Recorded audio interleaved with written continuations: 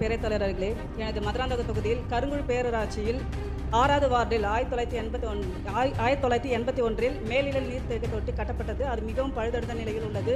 Ward 2, 3, 6 3 வார்டுகளிலும் பொதுமக்கள் தண்ணீர் குறைவாக கிடைக்கப்பெறுவதனால் அப்பகுதியில் அந்த நீர்த்தேக்க தொட்டி அகற்றி புதிதாக 1 லட்சம் கொள்ளளவு கொண்ட மேல்நிலை நீர்த்தேக்க தொட்டி அமைப்பதற்கு அரசு முன்வருமா என்று தங்களின் வாயிலாக அறிய விரும்புகின்றேன். மாண்புமிகு அமைச்சர். மாண்பு பேரவைத் தலைவர்களே, 490 பேரூராட்சிகளிலும் எது முன்னுரிமை தண்டு கிட்டத்தட்ட 100 பேரூராட்சிகளிலே சொந்த அந்த ஓன் சோர்ஸில் குடிநீர் அவர்களுக்கு விருத்தி செய்வதற்காக ஒவ்வொரு பேரூராட்சிக்கு 20 கோடி 30 கோடி என்று பணம் கொடுத்து அந்த பணிகள் நடைபெற்றுக் கொண்டிருக்கிறது.